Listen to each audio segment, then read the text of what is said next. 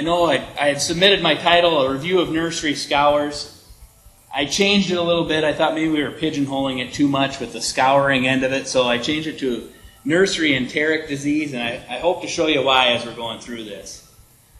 For our purposes here, I'd like to use the terms nursery animal and nursery aged animal is about the same thing. We're talking a pig that's 2 to 4 weeks of age at weaning, and probably 10 to 11 weeks of age when he would exit what would be a nursery aged animal. And the reason for that is this animal could be found just about anywhere in that age range. Could be in a conventional nursery, 7-8 week turn. Could be in a wean-to-finish barn where he's going on solid concrete with different dynamics in the group. Maybe they're double stocked. He could be in a finishing barn with an extremely short nursery stay. Most of my practice career prior to joining Standard was in west central Minnesota, kind of eastern South Dakota, a little bit in Iowa. When I got into Nebraska, it opened my eyes a little bit. Those guys turn those nurseries fast. And so you see things like ileitis, pigs that are testing positive for ileitis or brachyspira a lot earlier than I was used to seeing them in the past. Is that because we did something different with these pigs, or is it just because they're in a different location? I don't know. This one, I'll try not to dwell on it too much. If I get a little too preachy on it, somebody throws something at me. But I'm not a huge fan of holding pigs in a nursery on the sow farm. I know the economics of trucking those animals may be there to do it. Those guys aren't always the best, though, at taking care of them. But the key with these pigs is we're transitioning these animals from a milk, liquid diet to a dry corn, soy. Some of the farms we deal with out in Montana are using wheat, milo, peas, if they can get a hold of them. Basically anything right now, but it's a dry diet. So we're trying to transition these pigs from mom through the nursery to a successful finishing pig. Enteric diseases aren't really glamorous, so to speak. They're probably more nagging than anything. And a lot of times we may or may not see clinical signs with it, but the ones that we do are typically scouring and are wasting pigs. But then there's the others. We may have some mortality, we may not in the group. We may have performance issues. When do we notice those are a problem? Can we tell that quick? Or are we usually looking at the records at the end of the day and saying, what happened? I'd argue that's probably the case. And so the statement I put here, it may be difficult to measure in real time. It probably is really difficult to measure in real time, and it may be difficult to measure group by group even. I just want to throw some of these numbers up here just to show that enterics are ever present. Okay? Animals that were submitted to the University of Minnesota in 2012, and it's broken down by age. We got 0 to 3 weeks, basically birth to weaning, early nursery, and then late nursery, transition to finisher down here. But all of these are just about 50% or more have some sort of enteric involvement. Now, whether that was causing disease or they just found it, there's something there. And then again, the Minnesota data would say about the same thing, very heavily weighted for rotavirus. Now, is that the pigs that we're selecting to send in? Are we more concerned with finding out what's wrong in the farrowing house and not necessarily interested in sacrificing pigs in the nursery? I don't know. Maybe it's some selection process we've got when we're identifying these animals to send in. Enteric disease, though, in general, it's complicated. It's often more than one factor when you really dig into it. These are I'd argue these are probably the easier two to deal with. We may be able to do something about these. We can probably do enough diagnostics and say, okay, we got something to work with here. These two, it's getting a little tougher. Everybody's barn's the best barn. It's tough to tell them that their barn may be the reason. Their water quality may not be the best. Or, I think you could take better care of your pigs. That one doesn't go over very well very often. But again, it's often difficult to just point to one item that's causing this. I'm a big fan of posting pigs. Some clients aren't extremely happy if they've got anything going on and I come walking onto the farm because I'm going to take pigs. I like sending it in. I like finding out what we're dealing with. I don't like the phone call that says, we tried this, now I think we should try this. Why? What basis do we have? So with enteric diseases, it's not always consistent. These animals may be in different places. They may be in continuous flow systems. They may be in 9-week turns. They have different exposures. So we may, getting ahead of myself here, we may need to take multiple time points. We may need to test multiple animals. And the biggest one I think here, and this is what Dr. Burrows was talking about too, fix your tissues right away. These animals don't tell you anything. They're easy, they're there. You might as well send this one. It's not going to cost me any more money to do it. But that doesn't tell you anything. And like I described initially here, avoid throwing the kitchen sink at the problem. This doesn't work, we'll try this. That doesn't work, we'll try the next thing. Eventually we run out. And you know what? A lot of the time we still haven't solved the problem. So the next 7 items that I talk about here probably come more from failures that I've had in diagnosing something, experiences where I learned probably what I missed and what I got to do better the next time. This is a fairly easy one, the source of the animals. And if you really got questions on these, talk to the sow farm. Or if other guys are getting those pigs, find out how those pigs are handled or how they do in those guys' hands. Do they see anything different? When you talk to the sow farm, ask them if they've changed anything. I know everything's done exactly the same way on the sow farm every day. Don't believe them, just ask them. But the reality of the situation is you get a new guy in there, and how many of you have seen castration issues coming through with the new guy? The employees on the farm are really quick to point that guy out, too. Did we change something with the sows? Did we stop our feedback program? Did we run out of our feedback program?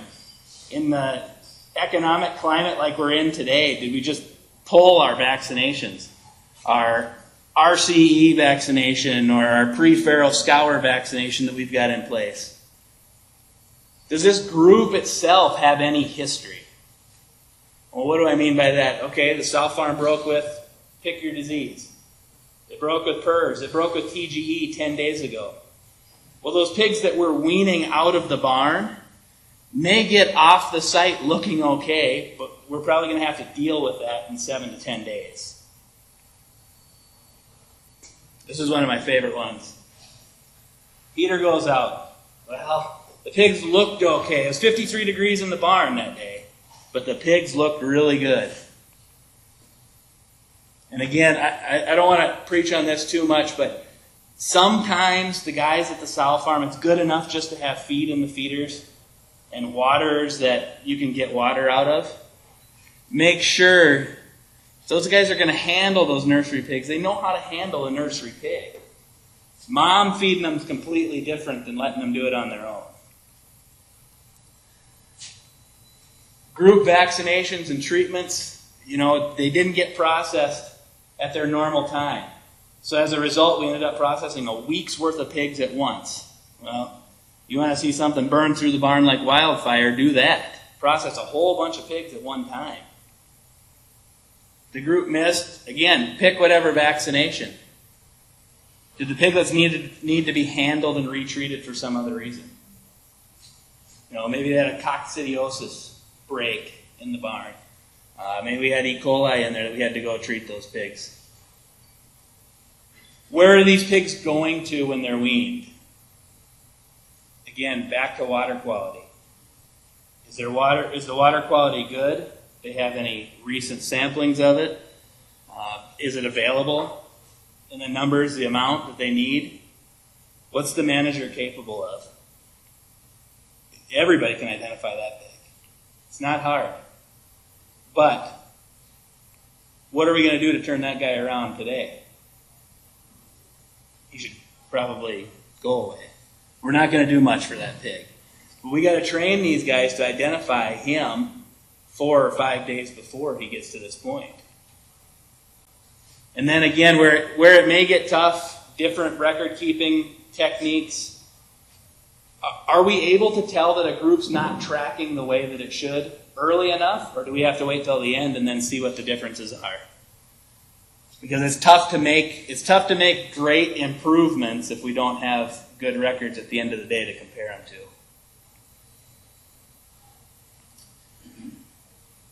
If you look at the barn design, layout, the environment in those barns, are we walking through the nursery to get to the finisher, and then, of course, when you walk back out, you walk from the finisher back through the nursery. You got to do something there, fix the water, unplug a feeder, you do it. What are we tracking back with us? Large pens versus the small pens. How easy is it for us to identify those pigs? And then, probably the better point is, how easy is it to catch that pig? If he's in a pen of 250, what's the odds that he's going to get caught early enough and dealt with the way he should be? Temperature swings in the nursery barn. I'll just jump to my next point too. Seen a lot of this. Guys need nursery spaces. Well, we got an old hip roof barn. Okay, throw some flooring in there, throw some feeders in there, throw some waters in there, it's ready to roll. Well, not necessarily. Can we keep that barn warm enough for these pigs? Can we start it warm enough for these pigs? Can we keep it dry enough for these pigs? Are they wet all the time? A lot of those older conversions may not work out as we intended them to.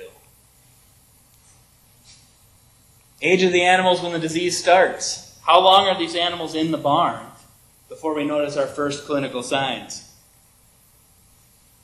Is it maybe associated with a change in the ration? Every time they switch from one to the other, I see something. Maybe it's a pellet to the grind and mix, or we throw a bunch of distillers at these because the economics of feeding pigs has changed. Mixing errors. Are we feeding in a wean-to-finish situation, are we feeding the last stage ration to those pigs accidentally? Or even a nursery situation, it gets delivered to the wrong barn. What do? Do we go and vacuum it out of there? Or do we leave it in there and let those pigs handle it? Bin and phase management, again. Do we just make these pigs that are being weaned into this barn may or may not know how to eat feed or what feed is? Do we just make them clean up the 50-pound pig ration?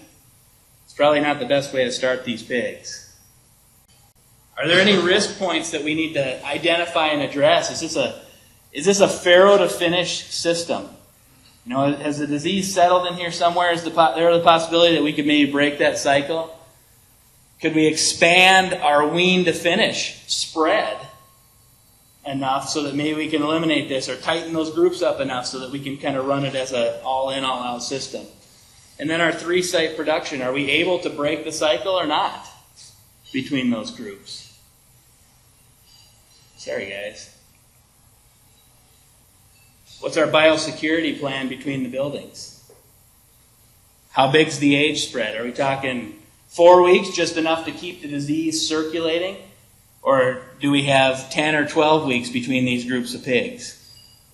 Something that might eliminate a disease or allow us to walk it off the site.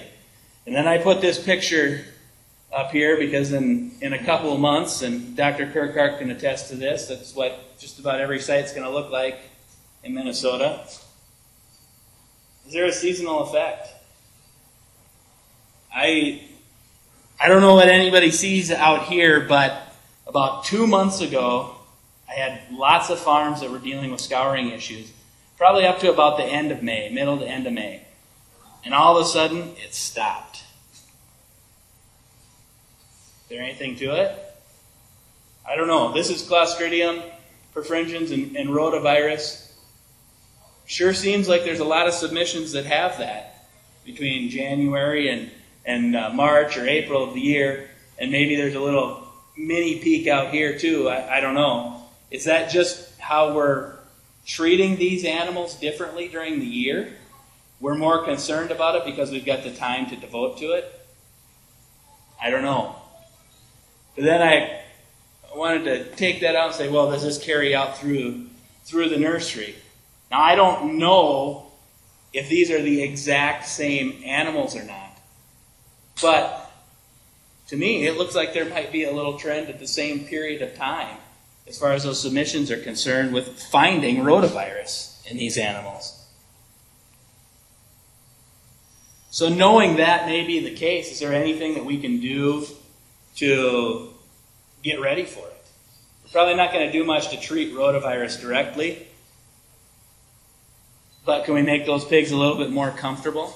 Help ease the transition, keep them warmer on the truck, less stressful truck ride, have the nurseries warmed to a temperature close to what we're going to raise those pigs in versus, hey, well, it's warmer than it was when we finished washing it.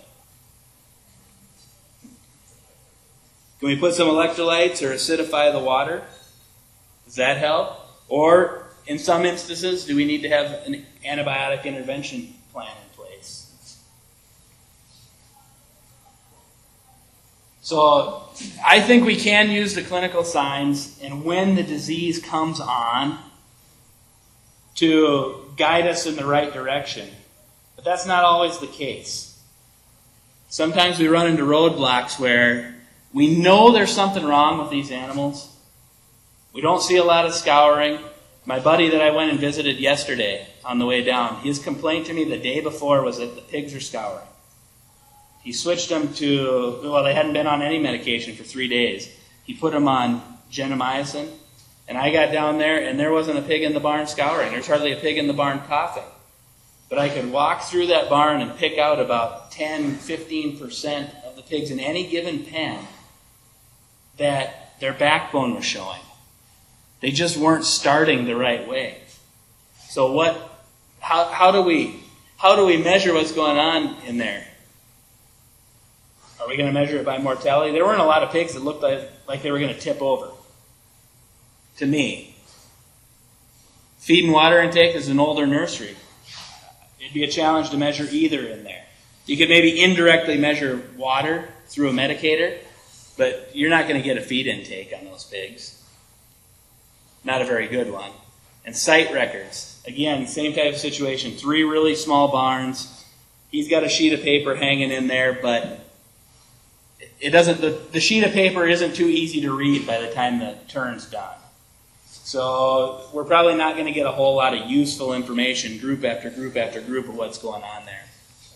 Are the diagnostics that we're getting telling us the correct story? And the biggest example I use of that is, okay, doc, take this pig. That pig, it's on its last leg. Take this one and send it in. Well, is that the one that's going to show us anything? Probably not. We need the one that's just starting. We need to address that pig and evaluate that pig and see what he has to tell us. Maybe I'm the only one who runs into guys like this. That sow farm that hadn't done any circovirus vaccination for 5 years, and his nursery guy that was obstinate and wasn't going to do it. I've run into other guys, though, that they thought it was okay to wait until those pigs were healthy enough or big enough to give the circovirus vaccine. Well, what ended up happening was they waited 4 or 5 weeks after these pigs were weaned. About the same time that they were going through natural circovirus infection. So some of these groups end up with a 10 or 15% mortality, and they want to just throw drug after drug after drug after it, because why? Because the scours just never go away. They keep scouring and they keep scouring. And it may subside for a day or two when you do something, but it never goes away completely. So you end up with huge death loss. How often, I'm horribly guilty of this, in the past, how often do we take feeder water samples? Probably not as often as we should. We'll talk about this a little more as we keep going, but what if your diagnostics come back and just completely stump you? And you don't have this? Well, that ration's probably gone 4 or 5 days later. The water's probably the same, but maybe now the pigs are getting used to it. There's just a lot of reasons to think about taking that when we're out there working these types of situations up. So I want to put another definition out there. I'm going to call the early nursery pig that pig from weaning to about 2 weeks of age. Now, I feel fairly comfortable that if a guy's got a decent group where they don't have a lot of external challenges, after about 2 weeks, 17, 18 days or so, those pigs are kind of taking care of themselves. They got it figured out. They're moving in the right direction by that point in time. That's kind of why I put this cutoff in there. And so what would we expect? That a lot of the diseases we're going to see at that point in time probably come with them from the sow farm. Well, take a look at the Clostridium over here. So that was my, does it come with the pigs? I don't know. There may be some pigs. I'm sure there are some pigs that are being weaned down in this range, but there's not a lot beyond that point. I don't know what's going on. Maybe it's the way we handle those pigs. If they got Clostridium and they don't respond to any of the treatments we're throwing at them, maybe we get rid of those pigs in the farrowing house, whereas in the nursery we're going to try and deal with them. I don't know. Is it on the site? This wasn't something I would have considered probably 6 months ago even, but I've had a lot of finishing cases where I've identified rotavirus. Now, I don't know if that's the problem, but I've had some that have come up where I wasn't really looking for it. I thought they had some sort of enteric involvement, and all I could find was rotavirus. It's 12-week-old, 14-week-old pigs. I wouldn't have placed it there. But it doesn't necessarily look like it's any worse in the sow farm than it is in the nursery. It might actually be the other way. So then our late nursery pig, defining another group here, that 2 weeks or 18 days to the point where they would hit 10 weeks or 11 weeks of age. What's on the site? What do we expect to see? Something new introduced? This was some data that Mike Stylen had helped me get from Iowa State, where it was, I believe, animals 10 weeks of age and under, and what types of infections, and they were labeling these as causal, what types of infections they were finding from an enteric standpoint. Again, I'm kind of beating this one over the head because I remember the days before we had circovirus vaccine that we chased a lot of ileitis around, and we really hammered on guys that, hey, maybe you're not vaccinating the right way. We chased a lot of E. coli infections around that we just couldn't get rid of, and a lot of those problems seemed to go away when we started doing our circovirus vaccination and doing it the right way. And then some of these issues with maybe partial dosing of vaccination, ileitis vaccine when the pigs get exposed to it really quick in the finisher, or I've run into a situation where, yep, I'm doing it, and here's the lot numbers I've got for it. Oh, by the way, I didn't order the vaccine, I just wrote the lot numbers down.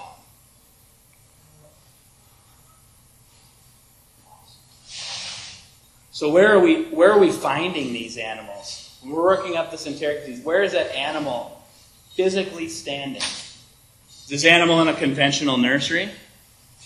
Is he on a finishing floor? Is it open housing and solid flooring? Or is this animal in a confinement barn? Here's where I would maybe put typically seeing some of these things, but you start throwing different entities in there.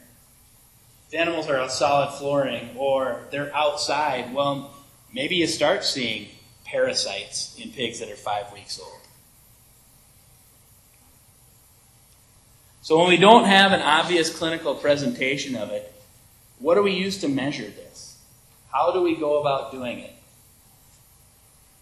Changes in the feed and water intake. I think in a finishing barn, we're probably getting better at this all the time. Especially the water, maybe from a feed standpoint too, if we got really good records on feed deliveries. You know, have there been any changes to the ration that might tip us off, you know, a major ingredient or the grind consistency? Another farm that I had gone to, we were having a group of pigs got delivered. It's about 8-9 weeks. It's kind of a finishing story more than nursery, but got delivered, and these pigs were coughing like crazy. And posted a bunch of them, and 3 or 4 days later, I get a diagnosis back. We got swine flu. We had 7,200 other pigs on the site that hadn't seen it yet. This is the youngest group on the site. About 2 days after I get a diagnosis of flu, which we kind of expected, I get a call from the guy saying, I've got lots of dead pigs. There's some coughing in the barn, and a couple of them here or there are pale. I thought, wow, 5-6 days after this, these pigs are going off feed hard. They're ulcerating. They're dying, bleeding out. That's what we're going to see. So I go out there and post these pigs, and he had 16 of them lined up for me. And bless these producers for doing it, but they want you to post every dead pig. And I just didn't have the heart, nor did I have the stomach to open up about 3 of them that had been held for 2 days. So I left those ones alone. But of the other 12 that I opened up, 8 of them had a thin blood clot in the terminal ileum and not a spot on their lungs. And every one of them, this producer marked as respiratory issue. Now, had we not posted those pigs, and probably had to go to the extent to post every one of them just to show them that, hey, listen, it looks like your problem's here. Just what you're seeing, they're coughing, these pigs are dying. I think I can explain it this way, but here's what they're really dying of. So we got to be really careful which direction we're going in treating, because we could have treated that very poorly and still ended up with the same problem. And again, that's probably the same example there. The health status changed. Something else changed on the site. But was it what changed that is really going on, or is it just exacerbating what's going on? The one that I don't know that we can forget about completely is nutritional causes. The producer that I stopped by, being a good buddy for yesterday on the way down, he was feeding pigs that were probably an average of 8 to 10 pounds at weaning time, a 12 to 15 pound pellet. And it took them 5 days to go through that pellet. And they were on the grind and mix when I was looking at them yesterday. And, maybe we're starting to explain our story here, that we didn't start these pigs where they should have been. So we're causing this probably just by what we're putting in front of those pigs and expecting them to eat. Again, it gets back to this. Can we do anything for this guy right now? Probably not. Could we have done something for him 5 days ago? Maybe. Same with this one. Are we able to identify him, though? And why aren't they starting? It's probably, if these are the only 2 in this barn like this, I'm not sure we're going to spend a lot of money trying to figure out why those 2 have a problem. But it's like I described earlier, we got 10 to 15% of each pen. We got to figure out what's going on here. Are we identifying these pigs, or are we just starting wrong right out of the box? I like to cut pigs open any chance I get, because I think it tells a lot of the story that we don't see just by observing them. Especially when you couple that with a good diagnostic lab giving you results. So when you're doing a necropsy, be absolutely sure to send fixed and fresh tissues.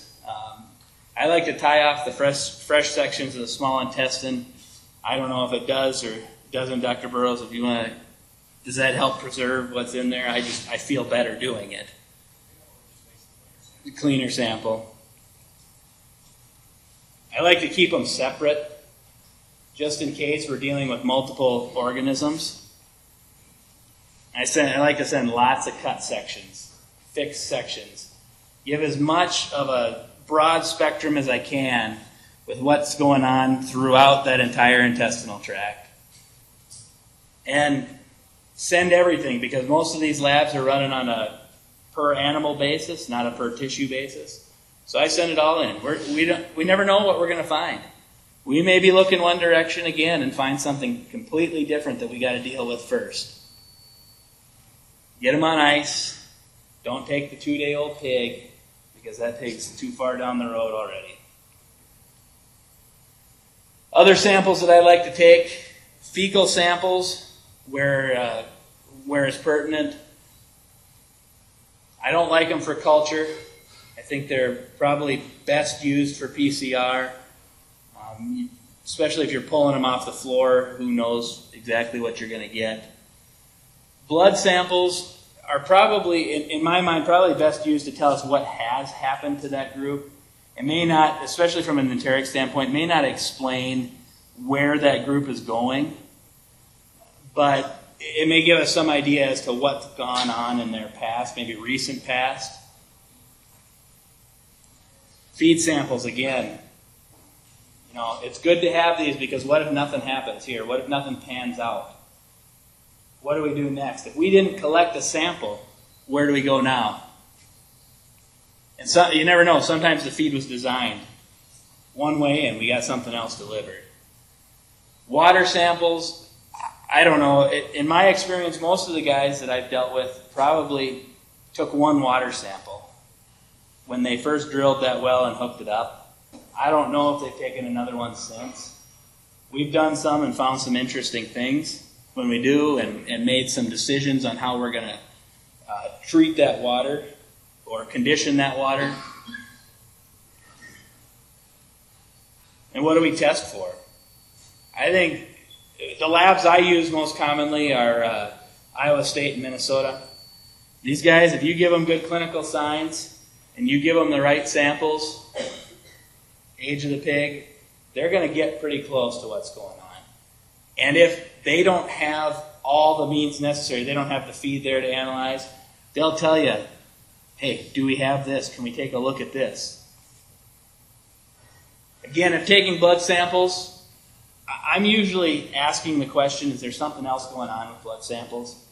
What's happened in the history of those pigs? Or are they going through something right now? You know, if I've got pigs with scours and in the finisher, and say it's a multiplication system, and I've got 2 or 3 animals that test positive for PRRS, the scours probably aren't my biggest concern at that point in time. And then, you know, my Nebraska story again, where these guys are turning those nurseries really fast. You get some different looks at things that you may not see in what you're used to in your conventional 7-8 week nursery system, or maybe even in your wean-to-finish system. Maybe guys are used to this in the wean-to-finish. And the fecals, I send the fecals in typically tied to that case. Usually goes through that way and can help build that story. Then we get to the ancillary testing, the feed and water. What do we do with those? Feed can be stored for quite a while. But if you're going to take water samples, and depending on what you're looking for, water samples may need to be sent overnight. And this one, it gets kind of to a personal level. I've seen with some of these different producers and different barns, because they take pride in their barns. And so if you're going to show them that their pigs aren't performing and it's something to do with their barn or their management style, you probably need as much documentation as you can get to say, hey, look guys, we need to correct this, and here's why. I don't see this on other farms. Here's kind of how I break down what our choices are. I don't want to get into real great detail of specific diseases, how we're going to get rid of these, but just what can we do to make these situations either a little more manageable or to take care of the problem altogether. Can we treat it? Should we vaccinate for control? Or should we just take the plunge and try and eliminate? Again, though, we got to know what we're facing. We have to know what the problem is, because we could do the best job eliminating something, and that wasn't our problem. It was our first ration. Our pigs are too light and we don't have the necessary groceries for those pigs.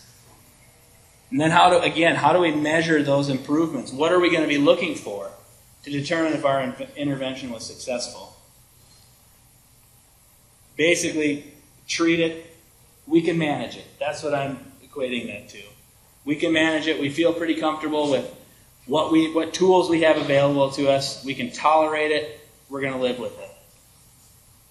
Maybe it's an antibiotic program. Maybe we change our biosecurity. And it softens the blow that's associated with this issue. The next step may be to control it with something like vaccination. It hurts us a little bit more to have to deal with this, and our treatment is not always successful. It isn't 100% successful in keeping this organism at bay. Well, maybe then vaccination and stimulating immunity of all the pigs is the route we should take. Maybe that's best for viral circovirus is the prime example. What could we do about circovirus before we had vaccine? We just kind of threw whatever we had at it and hoped something worked. Maybe you sell to a niche market, antibiotic free, or you got some group that you're selling to, you got a contract with, that you can't use any of these products or have certain other requirements placed on you. Maybe vaccination is just more cost effective. And it makes the disease a little less painful to deal with than other methods that are out there. And then the elimination question becomes, I can't live with this, so what do I do? How do I get rid of it? This is the TGE scenario. You don't want to live with that for very long because it'll eat you up pretty fast. There's no cost-effective treatment out there. There's no vaccine that works. And the only way to fix it is we got to break the cycle, and we basically got to start over again. So how do we measure our improvements? It may be that we get rid of the clinical signs. But let's say the clinical signs weren't the issue. We just had chronic underperforming groups that were nagging us. Can we measure our improvements by reduced mortality, increased gain, improved feed efficiency, reduced intervention costs? We're probably going to see more quality pigs in general through improving these tactics or improving these parameters as well.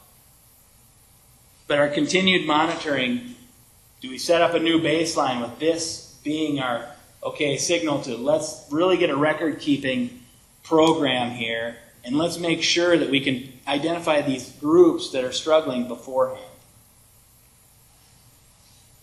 Maybe because we're dealing with nursery pigs, maybe we need to have some feedback to the sow farm and from the sow farm. Maybe they need to help us out and do a little bit of testing, or we warn them when we got something going on in the nursery, and they warn us if they got something going on in the farrowing house. Is there a vaccination that they can do for us to really help this situation? Can we adjust their farrowing house practices? Not entering the crates, washing tools out or carts out between groups of pigs. Dealing with the non-scouring pigs, healthiest pigs first, and then working our way down to the least healthy in the farrowing house. No holding back litters. I don't know.